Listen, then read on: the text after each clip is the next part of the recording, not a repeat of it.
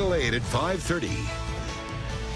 Good evening, I'm Jennifer Lee. And I'm Josh Benson. Thanks for being with us. The remnants of Tropical Storm Erika finally made its presence felt in the Bay Area today. In some parts, it dumped as much as 2 inches of rain, but it spared one previously hard-hit county. Josh Thomas joins us now live in Pasco County. And Josh, you spoke to some residents who feared the worst, but thankfully are feeling a little better today, I imagine. Yeah, they kept their fingers crossed, and it worked out for them. Now, the residents of this Port Richey mobile home park, well, they weren't so lucky the last time that heavy rain hit this area, so this time they waited for Erika to arrive, fearing it would fill this retention pond again and end up flooding their homes again.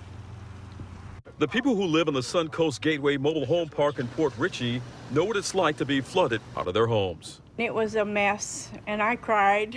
That's why Patricia Garrett is paying very close attention to our forecast and the remnants of Tropical Storm Erika. Every time it starts raining, I run to the windows and I start praying that it'll go elsewhere, like to California where they need it for the fires or somewhere. The last time heavy rain pounded this area, this mobile home park flooded and residents were forced to leave. Pray that we don't get indulged, deluge of rain, because the ground's so saturated right now that it can't absorb anymore. A little bit runoff is fine, but if we get a really cloud, we're in trouble. Fred Swinson vividly remembers that last flood. But it was up to here, okay? On mine it was up to there. Swinson hopes we don't get enough rain to repeat this scene again. Scary, very scary, because none of us knew how high it was going to get.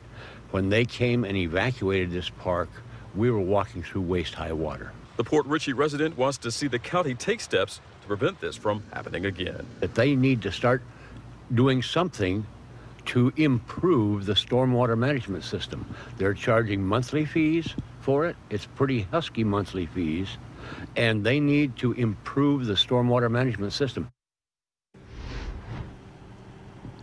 Now tonight, many of the people who live here will be attending another one of the county's watershed meetings. That one will focus on this area as well as other parts of Port Richey. Josh? Yeah, and talking about the county, I understand they've spent quite a bit of money to try and pump the area dry, right? Yeah, they certainly have, Jen. They have spent about $125,000 last month alone on those pumps to try and draw down the water. There are now 30 of those pumps operating throughout the county nonstop. Jen. All right. Okay, Josh Thomas live for us in Pasco County. Josh, thanks.